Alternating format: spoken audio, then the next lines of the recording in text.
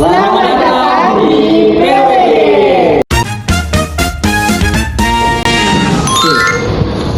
Balik lagi podcast kita yang paling ya. Kali ini kita bakal bahas freelance di kehidupan kita. Jadi bukan selalu cuma orang tapi gitu. Gimana hubungan satu negara dengan negara lain? Oke, jadi secara gampangnya itu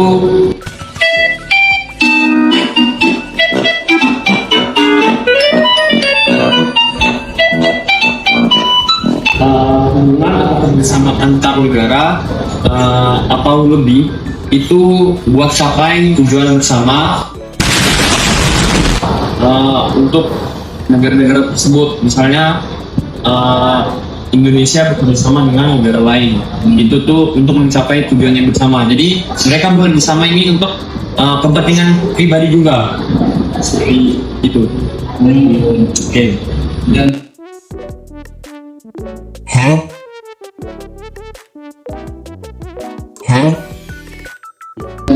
Iya benar sih apa yang saya maksud sebelumnya ya.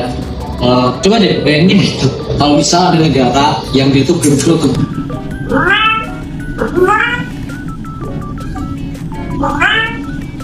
diri dengan negara lainnya.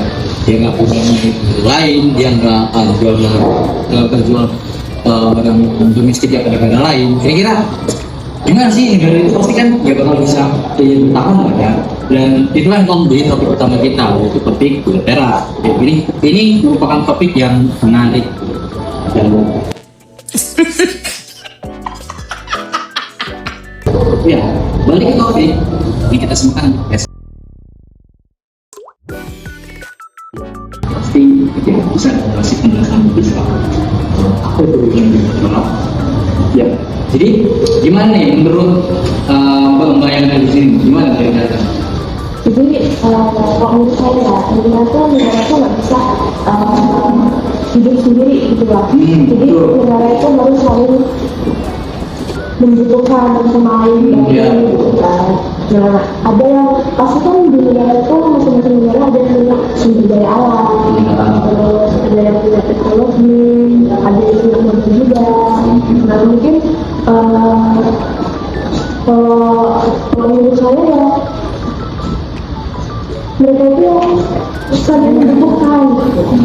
Oke, berarti memang bisa dikatakan kesimpulan di sini kenapa suatu negara itu bisa saling bekerja sama itu ya karena mereka itu punya kebutuhan yang berbeda-beda gitu. Dan dari kebutuhan yang berbeda-beda itu akhirnya membuat terjadi kerjasama itu. Kayak misalnya kita ambil contoh aja ya, Indonesia dengan Singapura. Indonesia punya sumber daya alam, juga punya banyak sumber daya manusianya. Sementara Singapura itu dia punya teknologi dan modal serta ilmu pengetahuan yang memang harus diketahui itu memang lebih tinggi dibanding Indonesia. Dan hal inilah yang membuat kerjasama antara Indonesia dan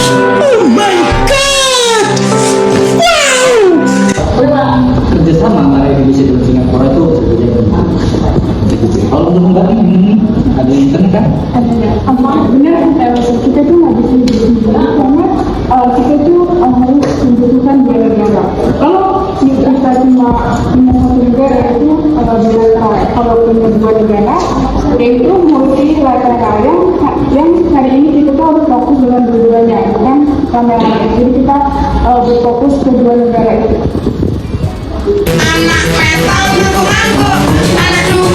Kita mencontoh antara Indonesia dan Singapura, terus ada yang sebenarnya nggak sih di antara kita nih kenapa dua negara ini Indonesia dan Singapura ini itu bisa bekerjasama sejarahnya sama seperti apa dan lain sebagainya gimana Pak bisa menjelaskan?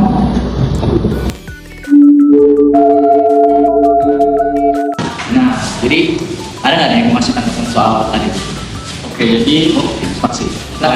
dari saya sendiri ya, dari yang saya teliti dan saya lihat Indonesia dan Singapura itu udah bekerja sama dari lama dan kedua negara ini bekerja sama di banyak bidang. Dari sini saya akan sampaikan kalau salah satu contohnya itu di bidang ekonomi. Jadi kita bisa tahu kalau Indonesia ini kan punya sumber daya alam yang besar dan juga pasar yang luas kan ya, dan masuknya ada Singapura sebagai negara yang punya modal dan teknologi. Jadi bisa dibilang Singapura ini sebagai negara asing menanamkan modal investasi ke Indonesia. Jadi kedua negara ini sama-sama saling menguntungkan. Indonesia punya sumber daya alam namun tidak punya modal dan teknologi untuk mengelolanya. Jadi Singapura masuk dan membantu Indonesia untuk mengelolanya. Nah, jadi bukan hanya di bidang itu sih, selanjutnya mungkin ada di bidang pertahanan, mungkin mau disampaikan oleh Bapak. Boleh? Jadi selain ekonomi ada juga kerjasama pertahanan. Yang dimana itu di tahun 2022 kedua negara ini menyepakati kerjasama pertahanan untuk menjaga stabilitas kawasan. Nah tujuannya itu untuk menjaga keamanan wilayah dan juga stabilitas regional. Oke, jadi di situ juga ada latar belakang. Latar belakangnya itu adalah kawasan sekitar selat Malaka itu jalur perdagangan penting dan rawan ancaman. Jadi mereka itu banyak ancaman dari orang-orang. Mekanismenya itu latihan militer bersama dan kesepakatan wilayah latihan. Nah, hasil dari yang tadi hubungan militer makin solid dan kawasan lebih stabil. Oke, berarti ada dua contoh ya dari kerjasama antara Indonesia dengan Singapura ini. Yang pertama itu adalah dari bidang ekonomi dan juga pertahanan. Misalnya kita lihat sebenarnya hubungan kerjasama ini benar-benar menguntungkan kedua belah negara. Indonesia modal, sudah teknologi, sedangkan Singapura dia dapat keuntungan dari mereka tersebut. Lalu dari pertahanan sendiri, ya karena mereka sama-sama berada di satu kawasan regional ASEAN, dan juga negara berdekatan, kerjasama pertahanan ini sebenarnya membantu mereka untuk dapat terus meningkatkan kerjasama, juga gimana meningkatkan soliditas mereka sesama negara ASEAN. Ngomong-ngomong, kan tadi dibahas pertahanan wilayah ya, tapi belum ada nih jelasin sebenarnya ketahanan wilayah itu apa sih? Oke, jadi mungkin saya akan menjelaskan ya mungkin soal sebenarnya apa sih itu ketahanan wilayah. Jadi ketahanan wilayah itu bukan cuma soal tentara luar, bukan cuma soal militer, tidak cuma soal itu, tapi juga soal bagaimana ekonomi suatu negara itu stabil, juga keamanan di daerah sekitar itu aman, dijaga, dan juga kebutuhan rakyat itu terpenuhi. Salah satu contohnya itu kalau misalnya kalau ekonomi negara kuat karena investasi dan perdagangan di satu negara lancar, rakyat itu nggak bakal menerima krisis. Ya, dan itu bikin negara jadi bertahan terhadap ancaman luar, misalnya perang, luar negara, musibah besar dan sebagainya. Negara itu punya pasokan lah, buat negara itu stabil dan aman. Dan kalau aman kerjasama, misalnya itu kayak terus kita ada yang latihan militer bareng, kan pola latihan militer negara satu dengan negara itu kan berbeda. Dan kalau misalnya ada dia dari kerjasama bareng ya, kita jadi tahu kita bisa mengevaluasi mana yang lain, dan buat kerjasama penting. Dan itulah yang dimaksud dari ketahanan wilayah. Dan oke, berarti dari apa yang sudah kita bahas ini panjang lebar sampai sini cukup banyak ya, dan juga mungkin kita sudah sampai ke titik penutup. Jadi kalau negara Jepang bersama pertahanan, kita sebagai generasi muda, sebenarnya peran kita itu apa sih?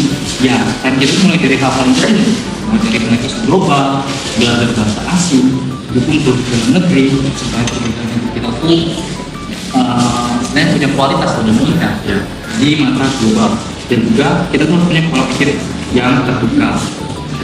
Lalu karena kita hidup di era modern dan hidup digital, mau nggak mau kita tuh menjadi bagian dari masyarakat dunia melalui media sosial, HP, internet, dan sebagainya. Jadi kerjasama itu bukan cuma urusan presiden dan pemerintah doang, tapi juga urusan kita sebagai masyarakat global yang saat ini hidup di dunia yang sekarang.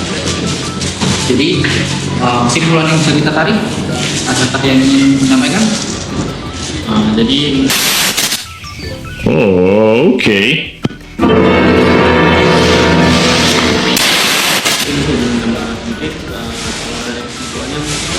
Berarti kita tuh sebagai masyarakat global, berarti kita harus tetap mengikuti dunia globalisasi. Jadi kerjasama itu sangat penting karena kan seperti yang sudah tadi kita bahas, kalau satu negara itu tidak bisa hidup sendiri dan tetap membutuhkan pertolongan dari negara lain untuk saling melengkapi, karena satu negara itu tidak mungkin bisa melengkapi dan memenuhkan kebutuhan semua masyarakatnya. Jadi perlu membutuhkan kerjasama dari negara. Baik, sekian podcast yang cukup niat hari ini. Kami dari kelompok bilateral izin pamit. Bye bye. See you.